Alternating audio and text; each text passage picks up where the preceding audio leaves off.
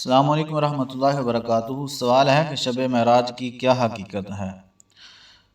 الحمدللہ والصلاۃ والسلام علی رسول اللہ، اما بعد۔ رجب کی 27 تاریخ کو شب معراج منائی جاتی ہے، دن کو روزہ اور رات کو قیام کیا جاتا ہے۔ محافل، نعت اور مختلف دینی مجالس منعقد کی جاتی ہیں اور مساجد میں چراغاں وغیرہ کیا جاتا ہے۔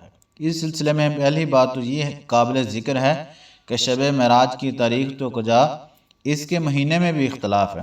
کچھ نے معراج کے لیے ربیع الاول، کچھ نے محرم اور کچھ نے رمضان کو ذکر کیا ہے۔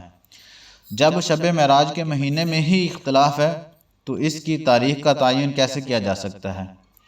دوسرا یہ کہ اگر بالفرض یہ ثابت ہو بھی جائے کہ شب معراج 27 رجب ہی ہے، تب بھی اس دن کا خصوصی روزہ، قیام، محافل، مجالس اور چراغاں وغیرہ ثابت نہیں ہوتا، کیونکہ یہ بات طے ہے کہ معراج مکے میں ہوئی اور اس کے بعد تقریباً 13 برس نبی صلی اللہ علیہ وسلم صحابہ میں موجود رہے۔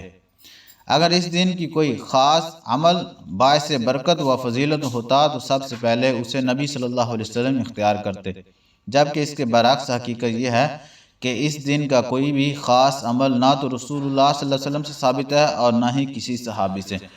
تو اس دن کو بعض اعمال کے لیے خاص کرنا دین میں نئی ایجاد کردہ بدعت نہیں تو اور کیا ہے۔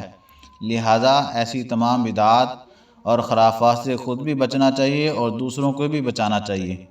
اگر کوئی نفلی روزہ، قیام کا اہتمام کرنا ہی چاہتا ہے تو اس کے لیے سنت نبوی صلی اللہ علیہ وسلم موجود ہے۔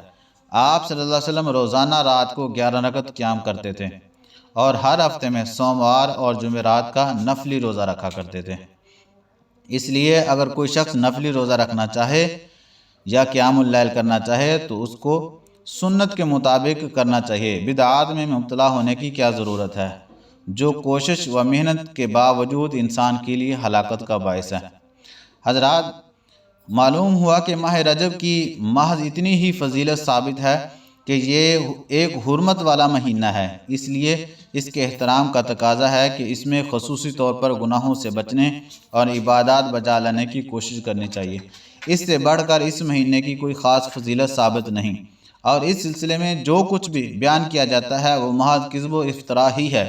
لہذا اس مہینے کو کسی بھی نیک عمل اور عبادت کے لیے خاص کرنا بدعت ہے، خواہ وہ صلاۃ الرغائب ہو یا شب معراج کی محافل مجالس ہوں، کنڈوں کی رسم ہو یا کسی مخصوص دن کا روزہ ہو، سب ناجائز اور غیر شرعی امور ہیں۔ اس لیے ان سے خود بھی بچنا چاہیے اور دوسروں کو بھی بچانے کی کوشش کرنی چاہیے۔ صرف ایسے اعمال ہی اختیار کرنے چاہیے جو سنت نبوی صلی اللہ علیہ وسلم سے ثابت ہوں، کیونکہ کامیابی صرف سنت کی اتباع ہی میں ہے۔ ھذا ما عندی واللہ اعلم بالصواب۔